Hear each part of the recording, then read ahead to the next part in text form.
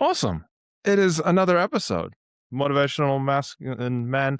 It is the end of the day. Both Monica Tanner, who is going to be here talking to us all about relationship side of things, she's in the U.S. and it is 10 o'clock at night or something. It is the end of my workday, so it's going to be a fun conversation. I always love the ones at the end of the day. They're a little bit different than the ones that are on a Saturday morning side of things. So, Monica, great to have you here. Thanks for coming. Thanks for coming in your evening so late as well. And I'm looking forward to talking about relationships and intimacy and sex and all the things that you love to talk about. Let's do it. Perfect. Monica, why don't you with if somebody doesn't know who you are, because I'm sure my audience doesn't have a clue who you are, if you were going to give them your 60 to 2 minute kind of this is who I am snippet to kind of grab them in, that little hook as we like to call it, obviously in the marketing world, what do they need to know for this episode about Yeah. you? Well, I mean, there's not much to know about me. I've been married to the man of my dreams for 23 years. We have 4 children together. The oldest is married, and for him I wrote a book called Bad Marriage Advice. So they've been married about 8 months now. And, I mean, we're just living the dream. I'm obsessed with marriage and relationships and what makes them awesome. So I would call myself an expert, but I don't think that am an expert on all relationships. I believe that we all have different relational blueprints. And so you can't really that's why there's no manual that tells you how to do it right. It's just you can teach your partner how to do you right, right? So, I love all things relationality, relationships, intimacy. Like you said, sex is a very important part of that.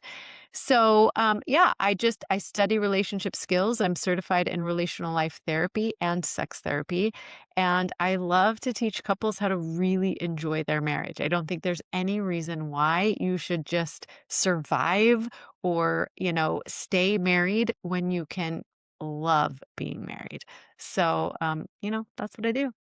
I love it. So, the men out there that are married, listen up. Make sure that you like this. Make sure you subscribe. Make sure that you also share it with another man or share it with a man that you know that's married. Or if you want to get married, definitely, know these tools before. Man, there's so many things I wish I knew when I was like 20 that I know now. And so, yeah, I appreciate you being here. Monica, before we get started into marriage, what do you think number one? I'm going to go with number one, and I'm going to go deep here. I like to go deep quick. So here we go. Oh, The number one thing for the foundation when you first start. So I know for me, I have an opinion and a thought on kind of how my marriage of we were talking about before the time of this recording. Yesterday was my 14-year wedding anniversary. Uh, been together 18 years, so a long time, not as long as you, but been together a long time. Again, not a very common thing these days, sadly. But what's that number one foundation for the start, for in the very beginning, before you even drop down on a knee or before you get that ring? What do you think the foundation is that kind of sets everything up to get the relationship you have now, you have, the one that I have, the one that we all strive for? yeah. I mean, I could tell you, but people won't listen. I mean, when you meet the one, you think they are the one, right? You have this unique cocktail of hormones and pheromones, and like literally, you are so wrapped up in the magic and the potential of what could be that you really don't think about much else. So I can speak. From the perspective of my son, who is 21 years old. He called me and was like, "Mom, I've met the girl I'm gonna marry." And I'm like, "Are you sure? You are literally so very young." And he's like, "Yes." And I was like, "Well, what makes you think that she is the one?" He's like, "I just know." And it didn't matter what I said at that point. He just knew, right? So the foundation, listen, people are attracted to each other for all different kinds of reasons, and it's not logical. So True. you're going to find the one. And the one thing I wanted to make sure I did ask him, I said, "Have you had a fight yet?" And he Mm. said, "Yes, mom, you raised me. We have had several fights. We have disagreed about several things." And I'm like, "Okay, how did you manage?" And what I was asking for, what I wanted to know is, can she state her opinion in a kind and respectful way? And he said, "Yes." And I said, "All right, you will get married." And they did. And they're wonderful and they're happy and they're going to have a wonderful life together. But, so the foundation, I would say, if I had my wish for people, I would say 4 seasons in a very long car trip or something very stressful. That's what I would say are good, like, tests of the relationship, but a lot of people, especially, my kids, they don't 4 seasons is like, "What are you talking about, mom? We've known each other for 3 months, what could go wrong?" So here's a funny fact. I was 20 when I met my wife. We moved in 6 weeks after we first Right. had our 6 first weeks. date. 6 weeks. Sounds about right. Her mom was like, "What are you doing?" And she's like, "At worst, I'll kick him out."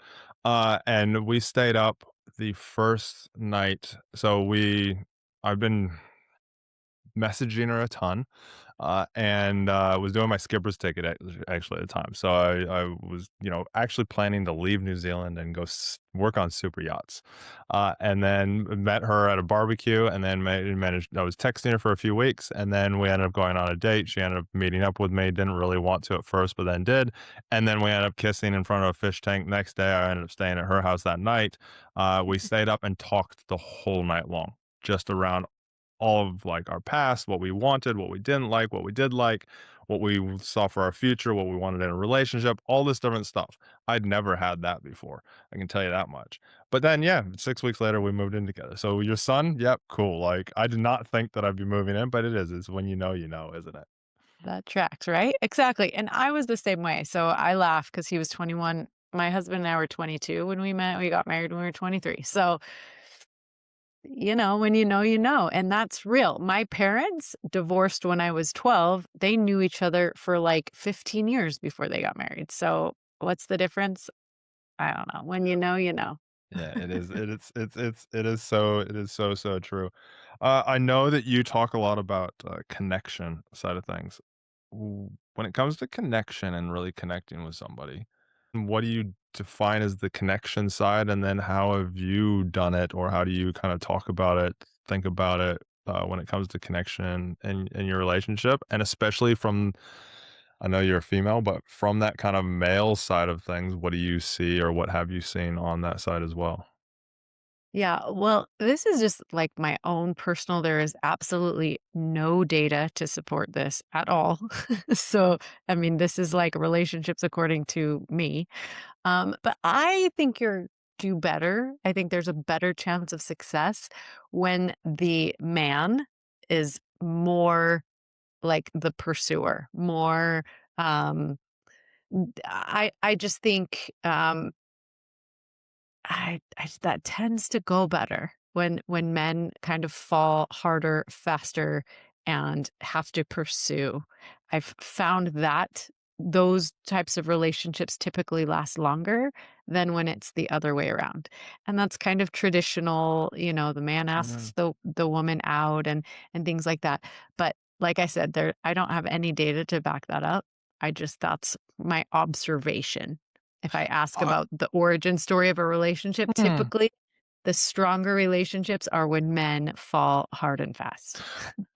I mean, I personally would agree with you on that one. I mean, we all have masculinity and we all have femininity within us. It's just which Mhm. one is more dominant in us. And majority of biological males, the masculine is the dominant, and biological females, the feminine is the dominant.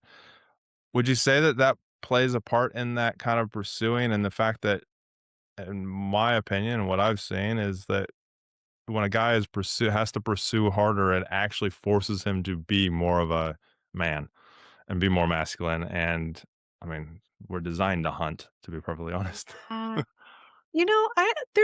I think there's a lot of factors, but I think there's some inherent vulnerability to being the pursuer that's not, uh, you know, taught to men. We're like the vulnerable part of being the one who's chasing. Mm, And so I think for men having to be vulnerable and having to put themselves out there, like, say they love you, like say I love you first, those types of things. I think that just bodes well for a relationship. And the same, like, women, I will tell you, like, if you're talking about sexuality or anything, women love to be pursued. Like the sexiest part of, like, I think a sexual encounter is for a woman to feel desired by a man, right? So I think that dynamic in a relationship where the man has to vulnerably chase mm, and a woman feels desired is, to me, a recipe for at least the right start or foundation, as you asked. But yeah.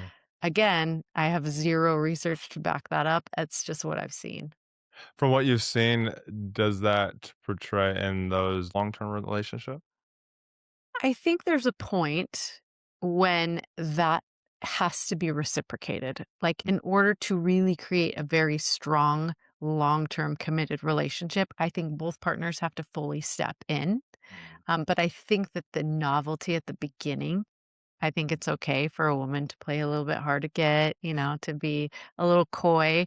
But at some point, the desire has to be reciprocated on both sides to create something really strong and meaningful. There has to be trust, there has to be safety, there has to be mutual respect and admiration, and both partners really putting in effort mm. to make something substantial and long term. Yeah, no, yeah, well, yeah, nothing can be one-sided. If it's one-sided, it won't last very long at all, will it? Yeah. Uh, yeah, it's interesting, because I just think about, like, my relationship on things, the times where it's like and my wife will say it, we'll communicate it. She'll be like, "I feel like I'm doing everything." And it's like, "Oh, okay, I better step up a little bit here." And then I'll be the same thing. I'm like, "Okay, like, what's going on here? Like, I need my needs met as well." Like, and they're two totally different things. She needs me to do different things than what I need from her, Mhm. on those sides of things. With your relationship or what you've, kinda seen with all the coaching and people that you've worked with, what's the actually, before I ask that question, with that kind of, having that chase side of things and that, do you think it builds that foundation around kind of that this person will fight for things, this person has that drive, has that resilience to keep going after something, and then obviously that portrays over when I think about the masculinity side, it portrays over into that masculine trait of, providing, protecting, and that, but in a way of like, oh, okay, cool. This person's going to help provide for the family. This person's going to be a safe place. This person's going to be reliable. What do you see from what you've, from your experience? I mean, all of those things were important to me personally. I mean, we all have such a different relational blueprint. Mm, But yeah, I mean, I think, those things are sexy. I mean, those things are, that's what the traditional, what's the word I'm looking for? Stereotypical woman looks for, right? So, those traits are important, but again, we're all so different that, eh, yeah, I mean, to me, that's sexy. So yeah, that would definitely keep me in the chase. But I do think, you know, there's phases of love, right? And so, that first phase of love is love without knowledge. It's like we don't mm, know what we don't know. We're just attracted to this other person. We just know we love the way they smell and everything they say sounds really intelligent, and smart, and we want to hear more. And we just want to be around this person so much that we're going to move in with them 6 weeks after we met them. Do you know what I'm saying? Like, there's not a lot of logic to it. It's just no, like all like, the heart, or instinct, like we're just instinct. exactly like Yeah, it, but the reality is it's like love without knowledge. Like we literally have no clue what we're doing. Yeah. No, we don't. And then the second phase we call knowledge without love. And that's kind of when it's the day you roll over in bed and you're like, dear God, what have I done? Right? Mm, You like have started to see this person as a human with faults and weaknesses and annoying habits. And now you're trying to pay a mortgage and start a business and raise a family and like do all these things that are really stressful. And you're like, I'm not actually sure I made the right choice here. Like, that's when the real marriage starts.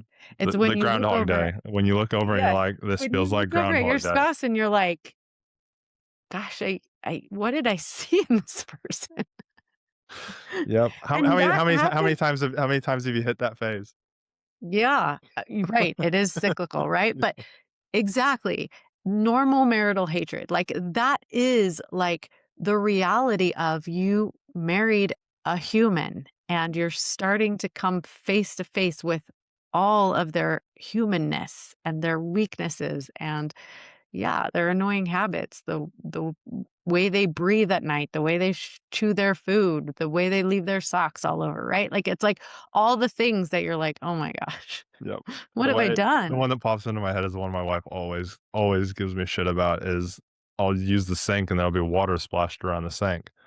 And for years she would say it, and I'm like, "I don't even see it." Like, she's like, "There's water right." I'm like, "Oh, yeah, I can see it now." But, like, when I'm at the sink, I don't even see it. Like, even now, I still don't see it. But then we started to make a joke about it because it did. It became this thing of, like, it was this consistent, like, kind of thing. It was the one thing that became And then consistent. just to show her some Yeah, love, you yeah. just Oh, splash. yeah. When you really wanna you just really splash it around everywhere. You're like, But "This that is just to show you how much I love you." yeah. I love you. I love you. Here you go.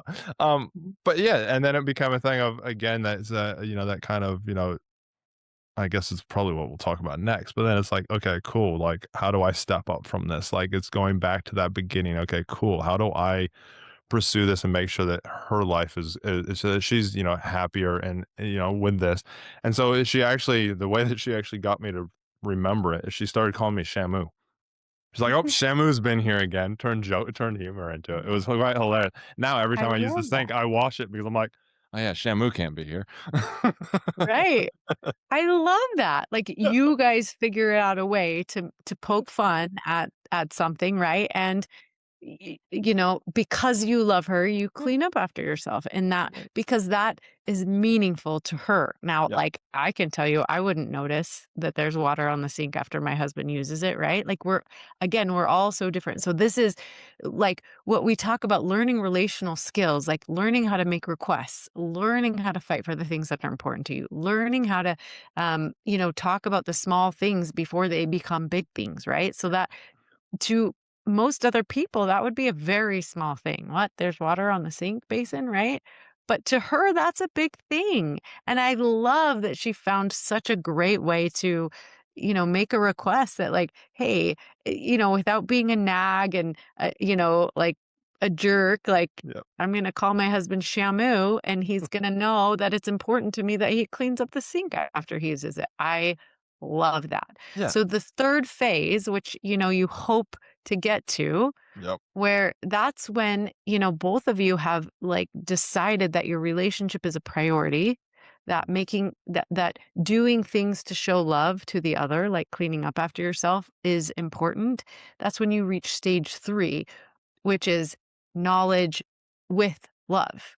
It means I see you as an imperfect human being. I also acknowledge that I am an imperfect human being. And in all of your weaknesses and all of your strengths, I choose you. It's so true. And you have to choose them every single day. Right. Yeah. Uh there's so many questions. I have a feeling we're gonna go down so many rabbit holes here today, which is amazing because I'm like, I agree with you in so many ways, but then I'm like, okay, I have no idea how to communicate any of this stuff. And it sounds like you really do, which is great. Well, I study it like, Yeah. Exactly. And I'm in the early days of early stages of learning all this, of studying this and learning it all from different people. So if we're stage 1 to 2, where you're going from that, you start to see what did you call it? You called it the knowledge without love? No. right? So there's Yeah. love without knowledge, that's that honeymoon Yeah. phase. And then there's the knowledge without love where you're like, "Dear God, what have I done?" Yeah. So I want to rewind for a second in the modern day, not when you and I got into relationships. You a little bit long further behind me, but the nowadays ones, which I'm sure that you work with a lot of people that are trying to get into relationships nowadays. Mhm, I talk to females a lot. Guys, not so much, but I have like females that have a tendency to talk about this, I guess, a little bit more. Or I have a tendency to connect with them a little bit more on the challenges that they have. Like I look at so many friends that are, especially my age now, I'm coming up to 40, so they're in their mid to late 30s, don't have a relationship or they've been through one already, mhm, might have a kid, or they don't have a kid, haven't been able to find a guy all these years, but want to, but struggle to find one. mhm. Do you see this as well? You mean like more single. More single, especially females. I'm going to talk to the females because then I want to go into how guys can help close this gap and help with this. But females, the single females, a lot of females that don't have partners or struggle to find a good partner. Even females now that are having kids on their own because they just can't find that partner. Are you seeing? Do you see much of that happening in I your work? do, I do, because I mean, yeah, I mean, the reality is that we are born for connection. I mean, we want to pair bond. I mean, that is, however, women have become much more independent. We can earn our own money and take care of ourselves and not have to worry about, Can have kids on your own, to be perfectly honest. Like, we can do it all on our own, right? And so, yeah, I do think that men have to step it up just a little bit. yeah, In the same vein as, yeah, I think we're all learning. I mean, this is a new world. Like, there's kind of the new rules of marriage and the new rules of dating is kind of like you have to be more. I mean, we've never expected so much from modern marriage as we do now. I mean, before it was just kind of like a goodness sakes, a convenience thing, right? yeah, Like two people getting together to do the work of being alive together, to reproduce and to work on the farm and do the yeah, things, right? yeah. It's like now we want our best friend, our soulmate, our lover, our somebody who challenges us, somebody who can we can travel the world with, somebody who is going to make us the best version of ourselves. Like we want so much out of marriage now that, the rules have changed a little bit. Plus, then you add in all this side of work things where, back in the day, only one party worked. I'm not going to go into, I mean, we can Right. go into all that sides of things, but you had one person that was working, the other one wasn't. So there was a lot more. You were able to have that when you came home, have that connection and stuff because you weren't both. I know my wife and I will get to the end of the day, and half the time we don't even want to talk. Not that we don't love each other, that we don't want to talk to each other. We just are tapped out because of all the stuff that's, gone through the day, and we just need to, deep, chill for a little bit. So yeah, so you have all those. How do you see? So if we flip it over, so that's the kind of women are have that side of things. What is the kind of how do you help people, or is this an area of your expertise of helping people find each other? I guess you could call it because of what I'm hearing from a lot of women is that, yep, they'll go on dates with guys and that, but then they ghost them. They go on dates with guys and they just are not what they say they are. Again, there's that expectation. There's so many expectations that they have. How do we kind of break that down, I guess, so that we can not have this dying population that we have currently in the world? I think I think in order to create a life together, which is kind of what the goal is now versus back then. Mm. Then like what you described back then where you had the stereotypical man goes to work, woman, takes care of the home. It didn't require a lot of communication and a lot of collaboration because the roles were just kind of expected. And now there's millions of ways to make this work. it's the possibilities are endless, right? Maybe the woman has a higher paying job.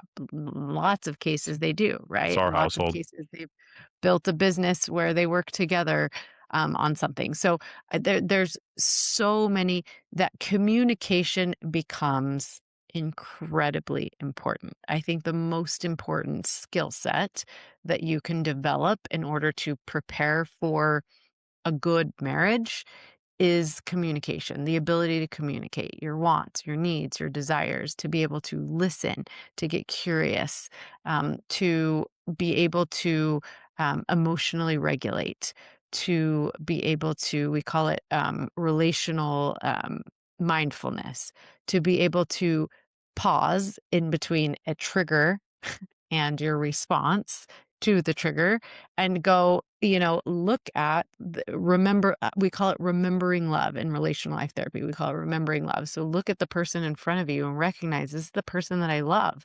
It's the person that I live with. The reason I'm talking is because I want to make things better, not because I want to be right or I want to protect myself or I want to, you know, Heal make that life inner more child. difficult. Yeah. Oh, okay. Well, yeah, we're gonna Heal talk the about inner inner child. child work. Yes, let's go there. Definitely, right? It's I'm so all it's about be that. able That's why it's my wife and I are so good now compared to where we were not even 10 years ago. Oh, 10 years ago, yeah. It's the inner child.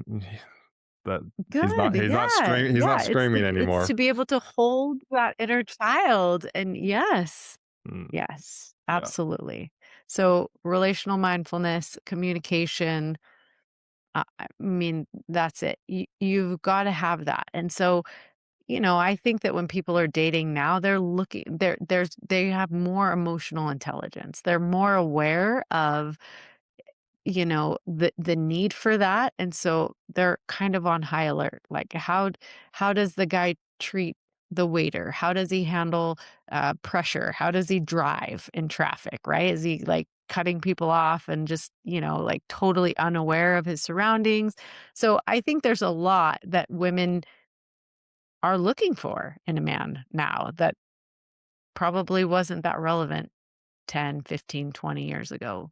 Mm, yeah. I guess it's a good thing, but it's also, I guess, makes it a little bit more challenging because you have way more expectations on the man or even vice versa on the woman of what you want or expect Mhm. from her side of things. How does a guy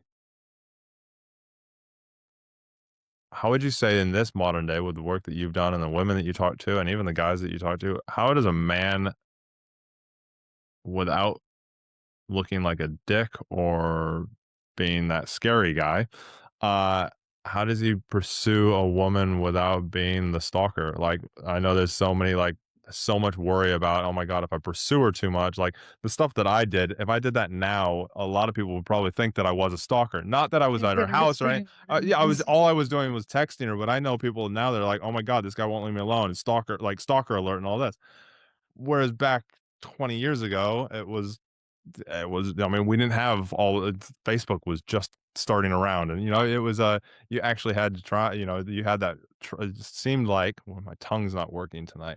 Seemed like that, trying was actually looked at as a good thing, whereas these days, from what I've heard, and I'd love to hear your side, what you hear, is that there's a lot that line is it's very, very, it's a lot lower. The bar is a lot lower than it used to be, I guess. How do guys get around that so that they can actually, find that woman that they, or if they do really like that woman, not get, red flagged, I guess you could call it. Yeah. I mean, I think you've gotta show a level of emotional intelligence. Yeah. I'll tell you a story, like, when my husband and I, like, he knew who I was long before I knew who he was. And I remember the night we met, he came over to my apartment. I lived in an apartment with a bunch of girls, and they were, all the girls in my apartment were cute, right? So the guys love to like come over and hang out. And I had a really early morning. I had some friends visiting from out of town, and I had to get up at like 6 something and drive my friend to the airport. And then I had a full day of work ahead of me, right? And so it was really late at night when these guys came over, when my husband soo eventually to be husband, right, was one of those guys, and, they were just excited to be hanging out with us, and I remember he was asking me some questions, and I said, "I have a really early morning, I'm gonna take my friend to the airport, and then I gotta go to work," and he said, hey guys," he like, everybody's, like, mingling and, doing kind of the thing, and he said, "These girls have a really early morning, let's get out of their hair so they can get some sleep," and I remember, like, being like, that was awesome, right? So Because that compassion and exactly, like, thinking he about was your listening to needs. me. Yeah, and Exactly, he was listening it. listening to me. That didn't make him pursue me any less, but the fact that he listened to me and was, like, very aware of his surroundings and, like, he could read the room, right? Mm. Like, It comes it's back to that thing that you said, communication. And communication isn't just words, it's physical, it's emotional, again, reading those surroundings side of things. yeah. Okay. So if we jump back to stage 2, I know you talk about a lot of debunking things. So I'm Bad argument. curious, what's the number one thing that you see people say for relationships that you just like shake your head and just like, no, no, no, no, no. Oh gosh, well, there's so many. I mean, my book has 15, and I shake my head at all of them. Oh, wow. But I mean, like, for the purpose of our conversation, probably number 1 would be this idea of, like, literally whenever something I love to do is when I see, like, a happy old couple, like, either, they're, like, grandparent type people, they come to my kids' games a lot, or I see them walking on the beach, or they're in my neighborhood walking around, right? Like, I see a happy old couple, and I'm always like, "What's your secret?" Mm, Like, dying to know the secrets of happily ever after, that's my brand. And almost always they'll say, "You've gotta learn to compromise." And I'm like, yeah. so, I mean, Chris, when you hear that word compromise, what do you think of? I mean, it hits me 2 ways, but it's a thing of for me with where I'm at in my relationship is a thing of there is times where I have to put my needs to the side a little bit and look after her needs. And there's times Mm, where I've had to completely put myself to the side and look after my wife and gone, "Okay, cool. I'm gonna drain myself a bit here, but I know that when we get through this, she'll be there for me." So mhm, that's what I think of when it's that compromise. And it's not a mhm. thing of I'm not doing this because I need something in return. I'm doing this just because I wanna contribute because I love her. Mm. Yeah, that's a little I like that a lot. That's a little bit different. Like, when I Compromise, think but of in the old day, compromise would be I've gotta give up my shit and I don't get anything back.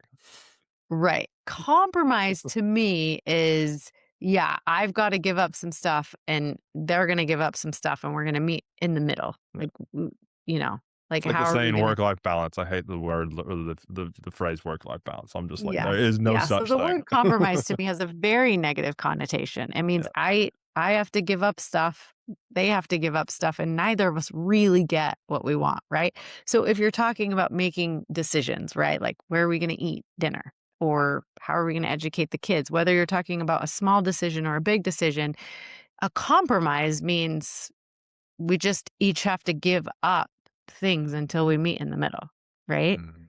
So I actually hate that word. I think it's the worst advice. I think it's well meaning advice. And I think at some point it was actually helpful. But now, like I said, in modern marriage, where we have so many options, so many resources, there is absolutely no reason to ever compromise. There's actually no reason why everybody can't get what they want in the Mhm. marriage.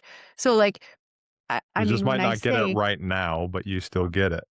when I say, so what the word I like to use is collaboration. It takes Yeah, a little much bit more better. effort and a lot more communication. It takes some curiosity and it takes more mindfulness. But collaboration means that we get the best of both worlds, not Mm, we each give up things and meet in the middle. When we both give up things and we meet in the middle, there's a lot of scorekeeping. It's like, yeah. I put the baby to bed last night, it's your turn. Or you picked the restaurant last time, it's my turn, right? That's scorekeeping. It creates a lot of resentment. That's compromise. Collaboration means if we're making a decision and we have two different positions, which is going to happen a lot of the time, right? You hear opposites attract. My husband and I couldn't possibly be more different. Hey, And I love it. It makes our marriage rich and full and passionate. The fact that we think so differently on so many different topics, right?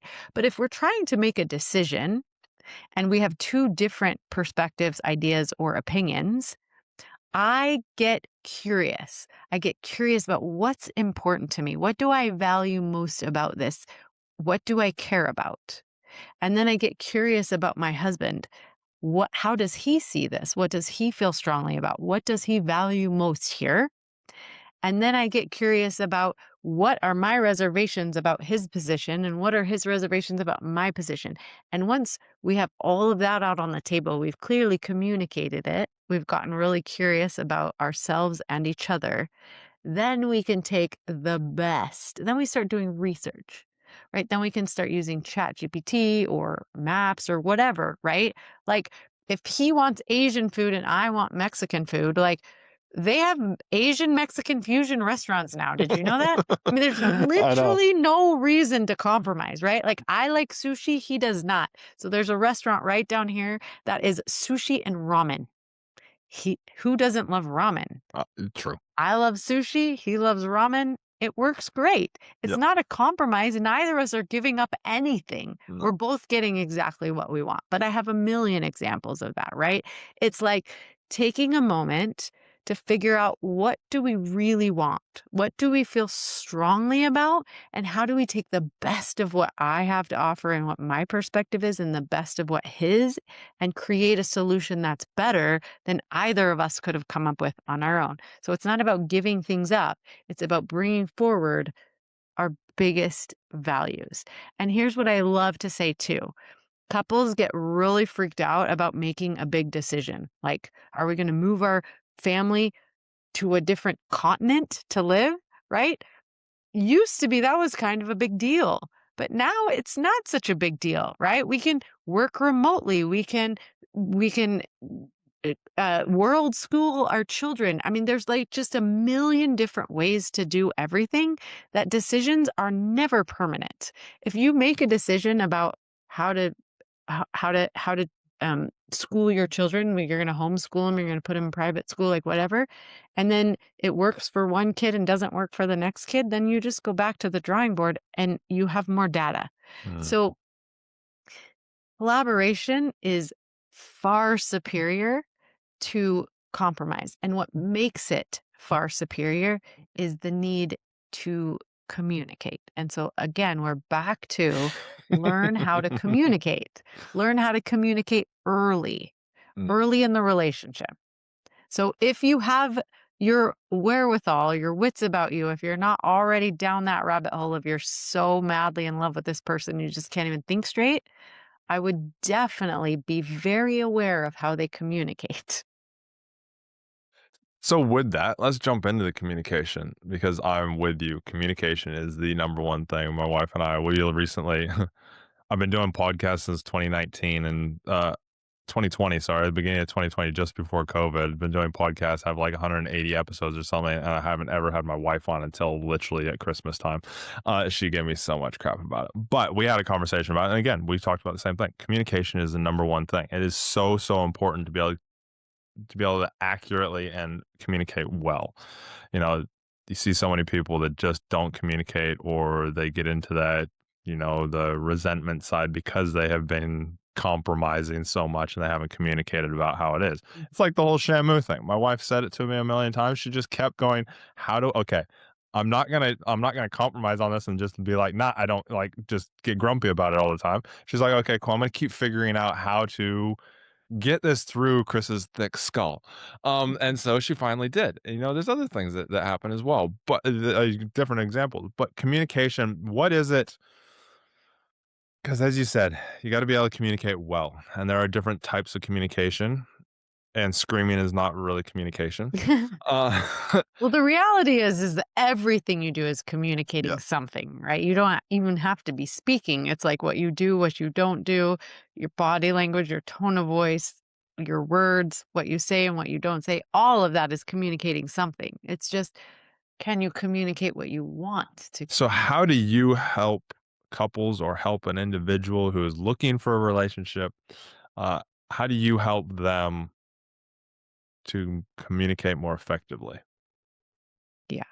Well, I mean, number one is when I work with couples, the first thing we've got to do is figure out their dynamic. Because what happens is you create a dynamic. Mm. The minute you meet each other, you start the dynamic. And what happens is when you see, it's so funny because when you go to a restaurant and you see that couple who's like not talking to each other, Or they're on their phones. or they're on their phones. It's not because they've run out of things to talk about. Because if you stay curious about your partner, you will never, ever run out of things to talk about because you are so different. You experience the world so differently. There's always going to be things to talk about. So when you see that couple that's not really communicating, they're not talking anymore, the reason why is not because they've run out of things to talk about. It's because they have a very long list of things that are off limits. It means that that the communication that they have around certain topics doesn't go well, and so they've, like, marked that off their list of things that they can talk about, and so the list becomes short. They can talk about the food or the weather or whatever, and then they quickly run out of topics to talk about, right? So the first way in which I help a couple is that you help them see the dynamic, what their impact is on each other, right? So if you think about it, a lot of times you have like a pursuer distancer type dynamic, or you have like an angry, resentful withdrawer, and it like a Mm.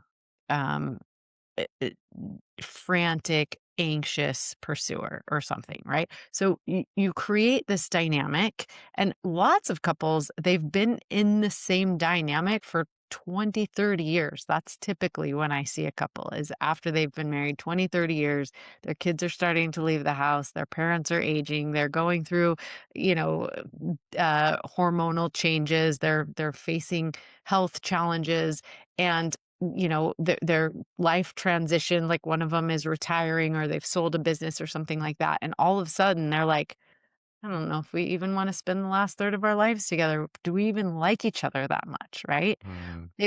What's happened is they've created a dynamic over so many years. It's so deeply ingrained, and people can't it's really, really hard to see the dynamic you're in from inside the dynamic, which is why like hiring a coach or like a, neutral third party to help you kind of see that dynamic is really important. So we think about things like losing strategies. We think about things like the relational grid, like how you handle boundaries and self-esteem and where you go in your worst moments, what your triggers are, those types of things, right? That's where we start. Then we go into kind of healing trauma, like learning The about your childhood inner. stuff. Oh, yes, reparenting, kind of, giving guidelines to that inner child, recreating that relationship with yourself. It's so very, very important. And then and only then do we start talking about skills. Because the reality is that in the moment of when you're triggered, when you're both activated, you can have all the relational skills in the entire world and you're not going to use them. Because in the moment when you feel triggered, when you are sucked into that familiar dynamic that you have with your spouse, you do not care about skills. You do not care about connecting. What you care about is protection and preservation. And so you have to get through that barrier first. You have to learn relational mindfulness. You have to learn how to get your wise adult brain back online before you can access those skills of communication. Mm. Yeah, it is so true. I just think to the And your times where I've been spouse. triggered, I'm like, yeah, I just completely everything I know goes out the window. Exactly. Right. You go into fight, flight, or flee, and your spouse is perfectly designed to throw you back in that familiar soup where you're going to start using those adaptations. Like that is how that works. So one of the pieces of advice in my book, or like the myths that I like to bust, is this idea that the right person, if you marry the right person, they'll never hurt you. And that's a really tough one because the reality is the right person is perfectly designed to trigger you in all of those ways to give you the opportunity to heal. Yeah, yeah, true. So the right person is going to hurt you over and over and Well, over again. well, if we think about it, the right person is that person who is going to know you the best. They are the person who can use things to destroy you or to make you feel better. That's not necessarily the case. No. We talk about this idea of the mysticism of marriage. So Mm, basically, you're going to marry somebody who's familiar to that old dynamic mm, that you're used to. So, say, you grow up in a family and you have like a very critical mom. mm. Chances are, if there is somebody who is completely not critical, who will never, ever, ever criticize you, that person is not going to be attractive to you. They will, I'll straight up say I married a version of my mom, there and will my be wife and I know lots of, it. yes, there will be lots of wonderful humans who will not trigger that, who are just going to walk right on by and not get any of your attention. But you're right. You were attracted to a familiar dynamic. And the reason for that is so that you would have the opportunity to heal it, not because your spouse is going to heal you, No, because your spouse is going to give you the opportunity. They're going to throw you right back into that familiar dynamic so that you can heal yourself. that's it. I've never looked at it that way. It's really fun. It is really fun. It's really and now that I look back, I'm like, yeah, all those things, like, until I actually was willing to do the work and heal myself, which took me burning out PTSD and stuff from law enforcement and from the trauma of law enforcement, which I also then went into doing NLP work, like learning NLP work and all that. And that's where I learned all the childhood stuff and the going to the past. And I realized that all the trauma that happened in the police was the same exact thing. It was just the police was holding all that familiarity up to me, and it was forcing me to either learn from it and grow from it or not, which is, again, like you said, with a relationship, it's the same exact thing. You're dealing with do you think it's the other way around as well? I know we're talking about men here and like talking about like the wife and the mom. Same thing on the other side? Absolutely. I mean, you marry your unfinished business, whether that's your mom or your dad or somebody else. It's definitely you are attracted to that familiar dynamic. And so that's why it's so valuable to figure out what that is. What is that dynamic? Because Do you find that it is this brings up some other stuff of learning that I've done. I don't you familiar with Tony Robbins' work?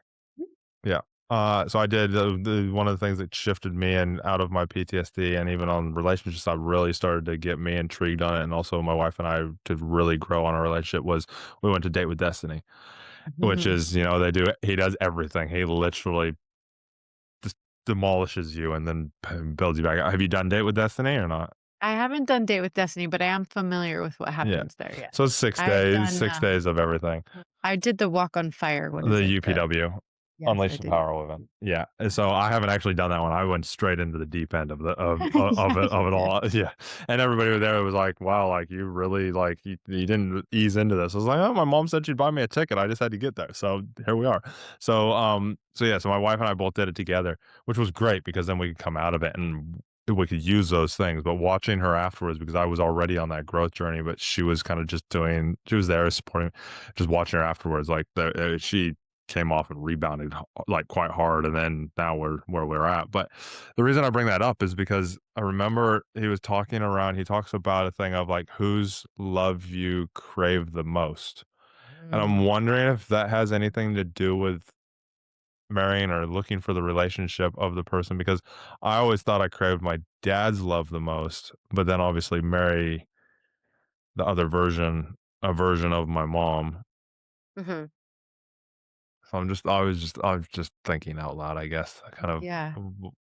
yeah, I don't know if you think that it has any is there any correlation, or is it just the you kind of that opposite sex? Or have you found that like guys kind of try and find a version of, I guess, their I mean, dad? typically, yeah. I mean, I think that's the most common is we Mhm. marry versions of our mothers and our fathers. However, I think it's all wounding. I think Mm. we are all wounded in childhood, and it's really interesting because even if you have the best parents in the whole wide world, like I think my husband had like pretty spectacular parents. I don't know if they get any better than like my husband's parents, right? But he still has wounding, like, I think that is the point, is we nobody gets out of childhood without some type of wounding or, yes, like, wanting love, like, some sort of, um, attachment stuff, like, Huh, we yeah, all have it, right? Like, we were all wounded in relationship, and we all heal in relationship. yeah, So, yeah, whether it's the love of your mother or the love of your father, it's you at some point we all have to learn to give ourselves what we didn't get growing up. yeah. Because we didn't know because we were like 5. Right. You know? Right. Um, because I'm very curious on it. Speaking of wives, my wife just, is texting me from the other side, from a different country. Uh, Sex. I wanna have a conversation, and I'm just gonna say the word sex. I'm gonna let you take it over and tell us a little bit about, like, what do we need to know? What is it that So is it's the basically everything misconception? we've been talking about amplified by 100, right? It's just Yeah, the most vulnerable that you could possibly be with another human being. yeah. What's the importance of having sex in a relationship? Well, I don't even know what questions to ask around this, but I'm curious on your Why opinion is when it it comes to so hard? relationship. Why is it so hard to like? Yeah, yeah. I guess all of it. Yeah. I sex is just it's just one of those topics that there's just so much. I mean, some people call it baggage around. So, like when we're young, I think Emily Nagoski describes it best. When you're that we all are like a garden, and when we're young, we don't have any control over what's being planted in our garden. So we get messages from our parents, from our primary caregivers, our teachers, society, Hollywood, the porn industry, whatever. Like there's so many messages about sex, and they all just get planted in our garden, and we have zero control over it. And then all of a sudden we become an adult and we find like a relationship with another human. Our sexuality is such an important part of us, like a deeply ingrained part of our identity. Uh, and we want so badly to be accepted. And we all have like our sexual blueprint is just such it's like part of our personality. It's like it's an important part of who we are, right? Yeah, And we're given all these messages, and a lot of them just don't serve us. So when we grow up and we have the opportunity, it's almost like the garden is handed over to us, and it becomes our responsibility to now figure out what is a weed and what is actually nourishing. So most of us have to go and completely weed the garden and, like, rototill it, like, put completely new nutrients into that soil and then plant the things that are gonna be nourishing to our relationship, but that's a painful process for most of us. We have to think about the what we were handed. We have to think about what were we taught about sex and sexuality and about our bodies and the bodies of the opposite sex. And most of us were taught that it's not safe, that it's dangerous, that it's something it's taboo as many of us well. what duet? Taboo as well. Like, is it's what Taboo, yes, that we don't talk about it, that as women, we shouldn't want it, that men it's something that men need, that we need to care for our husbands and take care of that, and that is so antithetical to, actual healthy sexuality to like, we put it in a duty frame, like, if we wanna keep our men happy and b not wandering off into the dreary world, right? We have to put out for them. There's just like so many horrific messages that were given that go so contrary to creating a healthy, thriving sex life that coming back to this idea of it's all about communication. So I think that, learning about healthy sexuality together as a couple, talking about it, like being really open and vulnerable and honest about how we feel about it, what we were taught about it, like what our reservations are about it. I suggest to couples all the time that they have like a regular, like a sex talk Tuesday where they revisit this topic and they talk about it. How's this going? How's this working for you? What can we do to make this more enjoyable for both of us, right? Like, how can we co create not just something that we do, but a place where we can go to be fully accepted, where, we can just be free to explore and enjoy and create something between us that is a place that we can go to be fully cared for and seen and, you know, enjoyed. So it's a lot. I mean, it's Mm. like I have so many questions. requires a lot of communication, kind of like money. Yeah, yeah. So when it comes to like, I guess, I mean, here's a when you have two parties, one obviously really like desires sex and that, and the other one doesn't. Where do you start with that? Yeah, you got to start with honesty, honest communication, a lot of curiosity. I mean, that's just that's like it's dumbed down simple version of it. You got to create a safe place to Mm, be vulnerable, to be honest, to, be able to talk about like you've got to be willing to explore. You've got to be willing to get the voices of your parents and all of the critics out of your head. You've got to be able to go to a safe place, create a safe place and be able to go there, the two of you, and create something very special that's just for the two of you.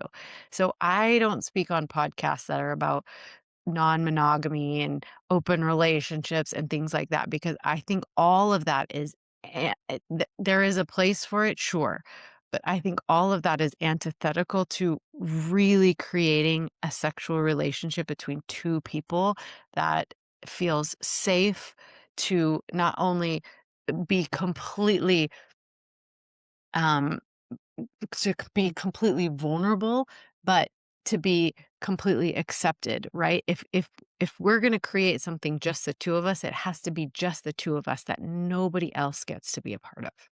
mm.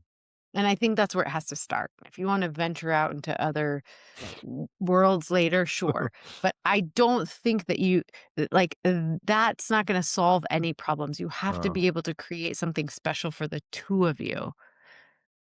That's how it starts.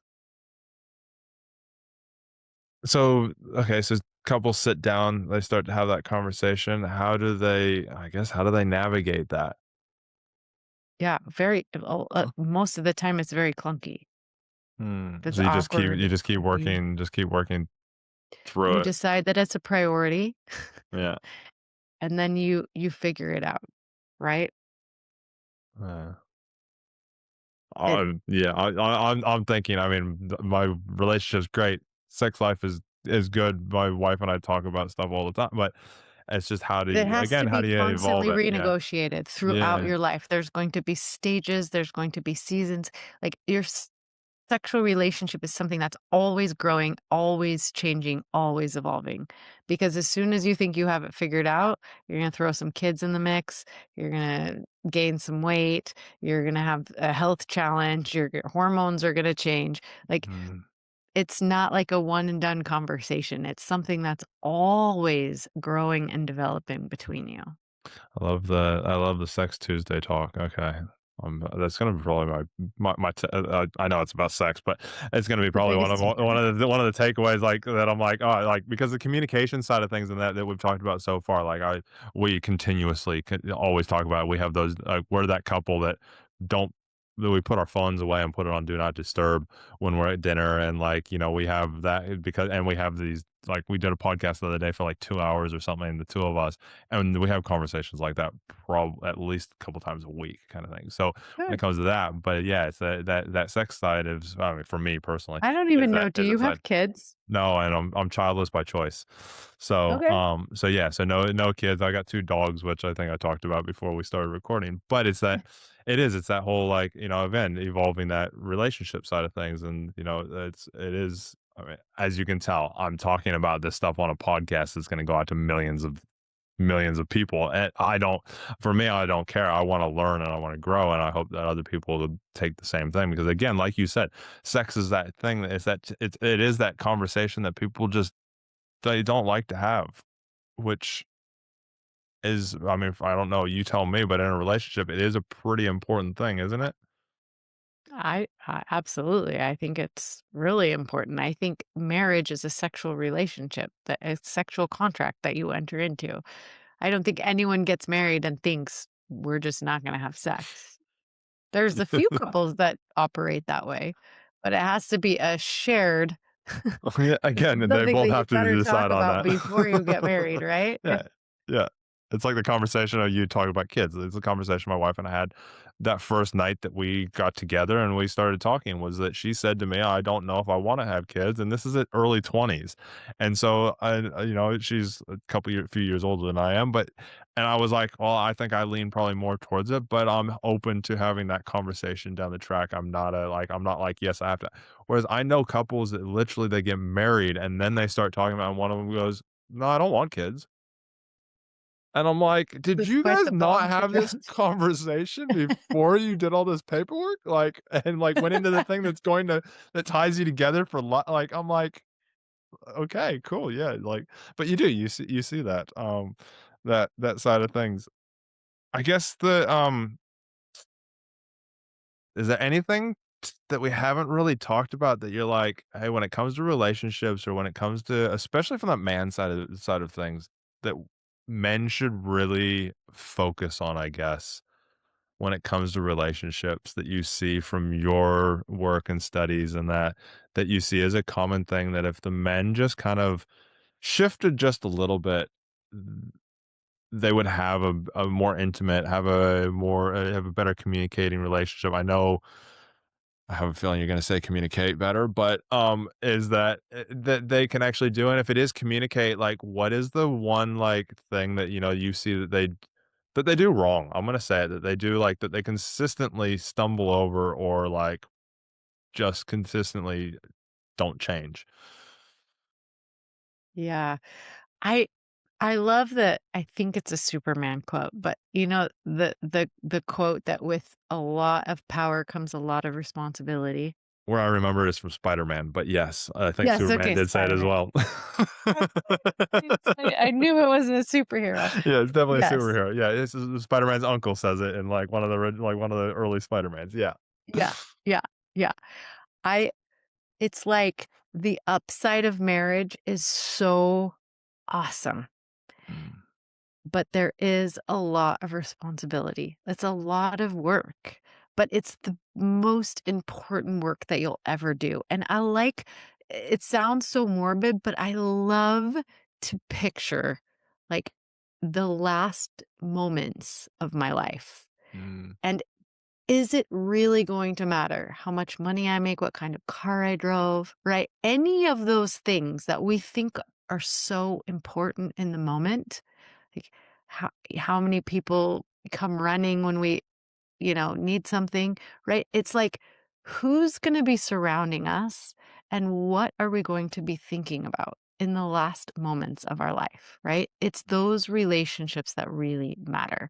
And so though that is where time, energy, financial resources should go, is to creating those memories, creating those connections, creating those relationships that are going to be nourishing and enduring.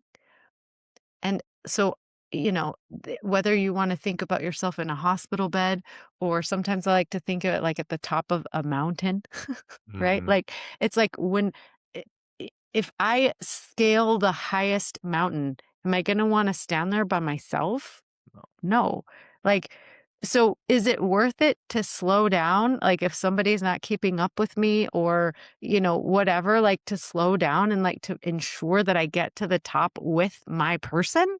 Mhm. And when we look down over all of the obstacles that we overcame and the forks in the road and like all the different things, right? Like, what are we going to see? How are we going to remember that journey? Those are the types of questions that you want to constantly be asking yourself. And am I acting in integrity with those goals? Mhm. It's funny, my wife and I always say, and she's said it more than I have, and I've really tried to. Well, I've always yeah, this one I've always kind of done is I choose to choose her every day. Good. Like I choose her every day, and Yeah. because I can remember a time where I didn't, Mhm. and I almost cheated on her. I asked for a divorce.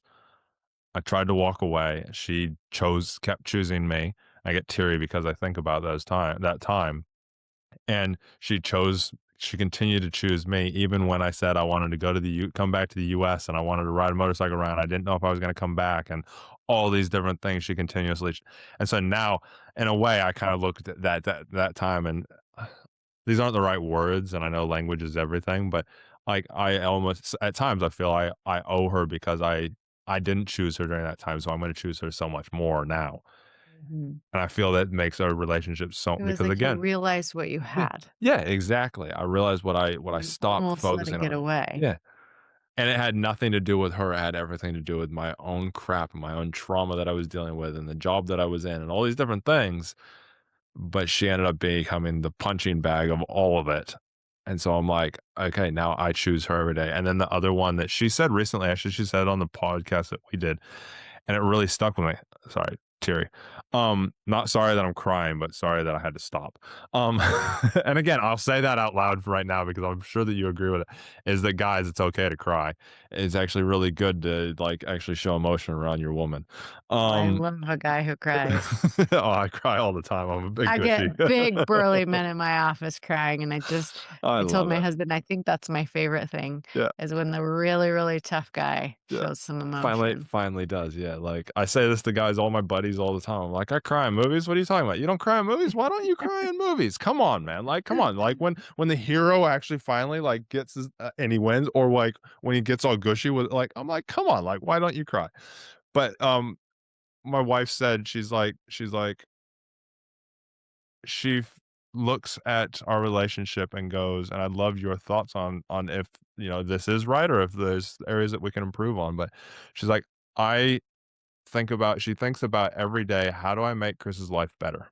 Mm, And when she said that, I was like, when I do that, our relationship is so much better.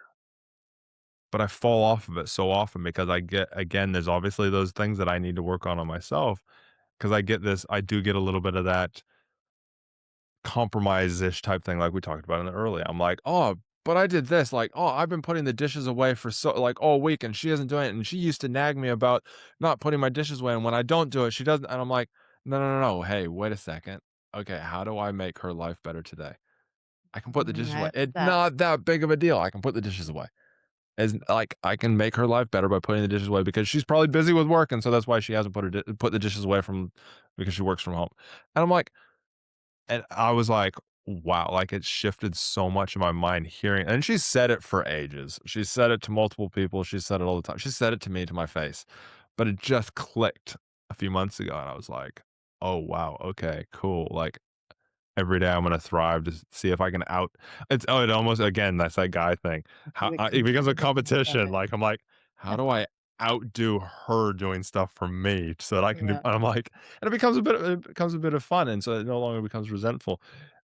Is that healthy? Is that s am I on are we on the right track here from, like, what you know? It Like it makes me think of my father-in-law. So I never met my father-in-law, but of everything I've heard about him, he was like literally just one of the best humans to ever walk the earth, right? But on his headstone, it has his favorite saying, which is, "What do we live for if not to make life easier for one another?" And that was something that he lived by and something that I try to remember in all of my relationships, not just my, my husband, but in my friendships. And, what do we live for if not to make life easier for one another?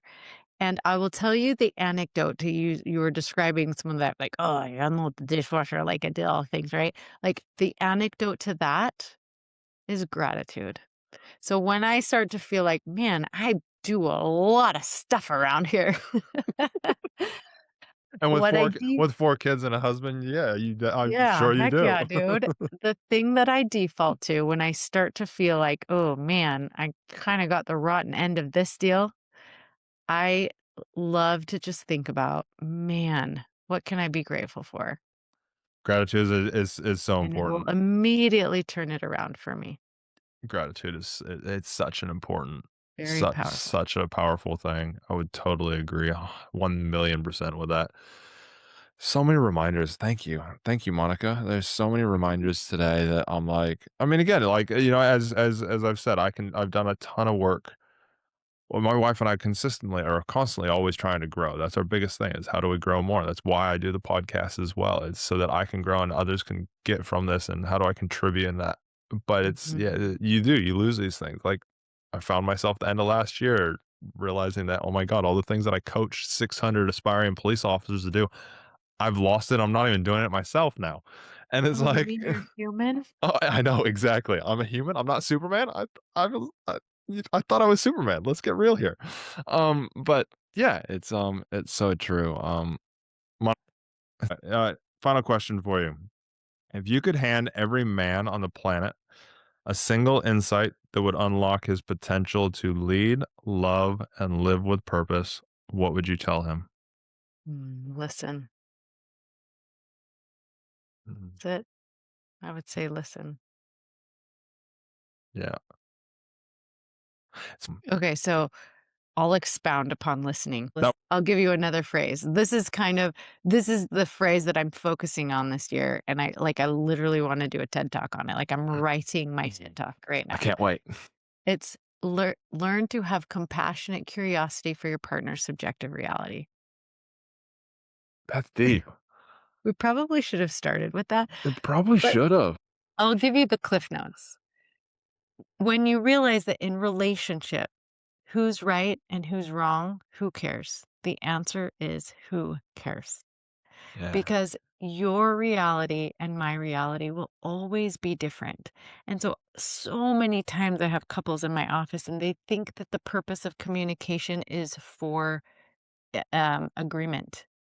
Mhm. Like they'll be like, we've been talking and talking and talk about this. He still doesn't see it my way. To win. She's still do it my way. Yeah. It's people think that the purpose of communication is to agree. Like Mm. people think that their life would be just so much easier if their partner would just see it the way they see it or Compromise. understand it the way they understand it, right? Or they'll talk about something that happened in the past and there's two different stories, right? And they get so bogged down in who's right, which facts line up, right? It happened like this. No, it happened like this. No, you did this. No, you did this. This is right. This is right. Right? You get so bogged down in the details, but the reality is that you're never going to your realities will never match. My reality, your reality, doesn't matter how much we communicate, it's never going to match. Mm. Your experience, your opinions, your preferences are going to be different. You married somebody different than you. You're the person at work, your kids, it doesn't matter who you're talking about. When you're in relationship, the person sitting across from you is different. It means that their reality is subjective. I'm going to experience the world the way I experience it, no matter what, just by virtue of we are two different people, your reality will be different. Yep. So trying to make our realities match is a fool's errand. Mm. So how do we combat that? Is that we show compassionate curiosity for our partner's subjective reality. That creates trust. That creates intimacy. That creates passion when you realize that your partner, no matter what, is going to be different than you. Mhm.